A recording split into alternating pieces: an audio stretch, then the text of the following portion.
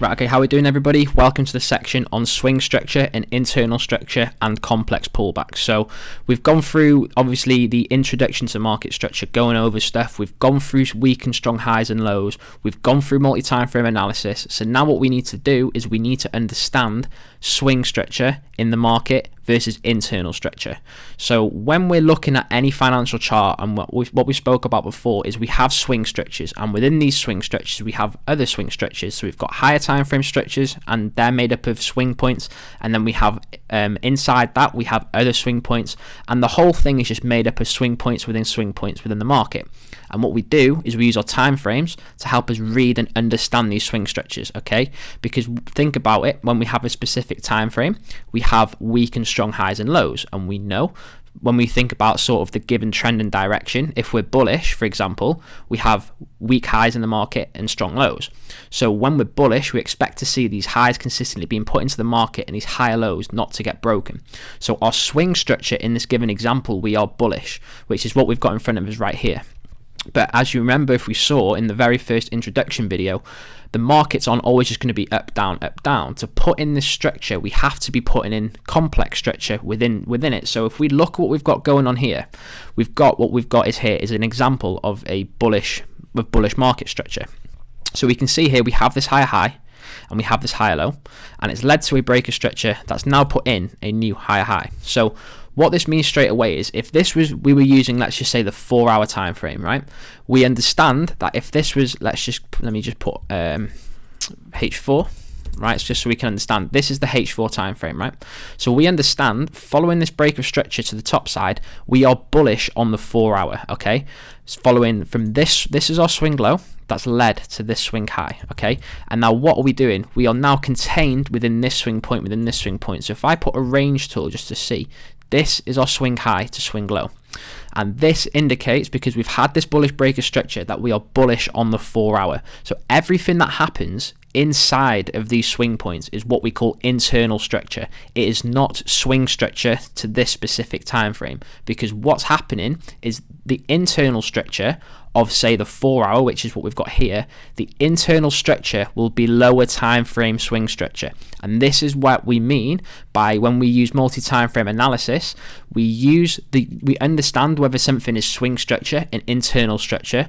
We then use multi-time frame to understand how we use these different swing points to get involved in trades, right? So if we're just looking at this from the example of a 4-hour, right, we said we had the higher high, pull back, higher low, it's putting a new higher high, right? What this is left now, we know, is a protected higher low in the market. So we know, as long as bullish price action is to remain, we know that this low should not get broken. So what do we expect? We expect to see a new higher low in the market before a new higher high, which is what we've got. But how do we trade this and understand this? So on the 4-hour, well, let's just take it back first. Depending how you want to trade the market will depend which time frames you want to use. So when I trade intraday, I use the 15-minute H1 and H4 and the daily as well. Okay, now, like we said, your daily, or so, for example, in this case, 4-hour is bullish, right? Following this breaker structure here, okay? And we know and say to ourselves, our swing structure is bullish. So we have an expectation on the 4-hour that we expect to see a new higher low in the market before then putting in this new higher high and then leaving a new confirmed protected higher low. But what this internal structure is this internal structure is lower time frame swing structure. So despite when we see now we've got this swing high on the 4-hour and the swing low, when price starts to pull back, this is now what we call a complex pullback. So when price has got a swing point, a swing low and a swing high, when price starts to do range and starts basically putting in structure in between two swing points such as this is what we call a complex pullback, because despite price pulling back and giving us bearish breaks, or what you'd say as a break of structure, it is on a lower time frame. So just because we're getting these bearish breaks of structures, this does not mean we are bearish on the 4-hour time frame, because our 4-hour time frame is bullish because we've had this bullish break of structure right here. This is our protected low. this is our weak high. So we expect this high to get run, this higher high. So overall, our narrative and our bias for this specific swing structure is that we are bullish. And then when we're pulling back and putting in this bearish structure here, this will be lower time frame structure, so say the H1 and M15. And what this is then this will be bearish swing structure on the H1 and M15, which is that whole multi-time frame analysis stuff. So when we know that we are, for example, bullish on H4 from here to here, but then we're bearish on, say, M15 and H1, this is telling us that we're putting in an overall pullback, okay, of the higher time frame H4 bullish structure. Okay, so what we need to understand is the difference between swing structure and internal structure, because the swing structures will determine our overall understanding of where the protected highs and lows are in the market and the weak highs and lows are in the market. It will be able to tell us and give us the direction in which we want to trade to help build on narrative and understanding, because what can get confusing for people is when we can see that we have this swing low and this swing high right here, people will get confused and see these bearish breaks of structures, and they will think that we're bearish, right, and the price is going to hit the floor. But what you got to understand is on the overall higher time frame, we are still within bullish swing structure. This is our swing structure. Okay, we have an expectation to come and put in a new higher low before we come and put in a new higher high within the market, and all this internal structure and the complex pullback, which is just price that is stuck between two swing points right here. If price is stuck between these two swing points, anything that happens in between the swings is what we call this complex pullback. So that is what this is right here.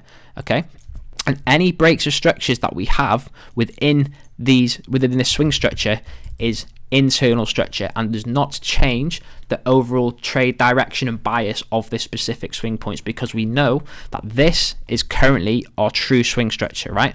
This is our weak high, this is our strong low. We're bullish. What do we expect when we're in a bullish trend? We expect to see a new higher low in the market before a new higher high, which is what we get. Okay, we get a new higher low before a higher high. So that is our expectation, a new higher low before a new higher high when we're in a bullish trend. And then obviously, like I said, we get now these internal breaks of structures on the 4 hour, which we know would be lower time frame swing structure. Okay, and then once you can see now we've had realignment of internal structure. Okay, so we can see obviously this is bearish internal structure. Okay, which is counter trend to the overall bullish swing structure, which is because obviously this is the bullish swing structure, and then obviously then this is now counter trend internal structure.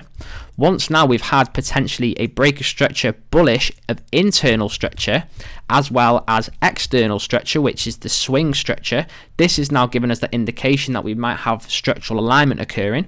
So now what's happening is we now have lower time frame structure lining up with the higher time frame structure, both being bullish. So when the higher time frame structure and the lower time frame structure, or the swing structure and the internal structure, are realigning, this is now saying, okay, we could now be seeing the expectation to come and put in this new higher high start to be put into play, because now we've had a shift and internal structure is lining up with external structure. But what we need to understand, and the main thing to keep on point about this is that you need to understand the difference between swing structure and internal structure. Okay, we have swing structure on specific time frames that give us the overall direction for the expectation of what we need to see. So we can see here we have the H4, and just looking at this, following this break of structure and this push up, we've got this higher high in the market and this higher low. This now has the overall expectation to put in a new higher low, because we've got a protected low and a weak high. So we expect to see a new higher low in the market before a higher high. So for price to put in this higher low in the market, it will have to pull back, right?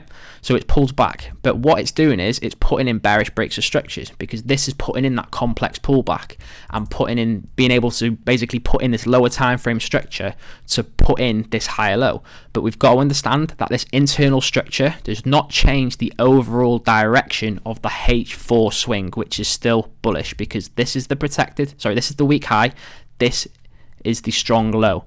We do not expect this to get ran. We've got a weak high. We expect to put in a new higher low before a new higher high. So just understand, internal structure does not change the overall direction of the current time frame that you're on. But what we know is internal structure is actual lower time frame true swing structure, and that is what we mean. So this on a lower time frame is going to be swing structure, and this is how you piece together trade ideas. So we know that being bullish on this specific time frame, if we're putting in bearish internal structure, we know that we are simply playing a pullback of the higher time frame bullish structure. Okay, so we can look to maybe short, and then potentially find the demand levels, and then we can look to get involved in the trade, because the overall swing structure is still bullish, and everything that's happening within the swing structure is all just internal structure. But understand that the internal structure is just lower time frame swing structure, and this is what we're going to look at now, and then we'll obviously piece it all together using all the different concepts for multi-time frame analysis.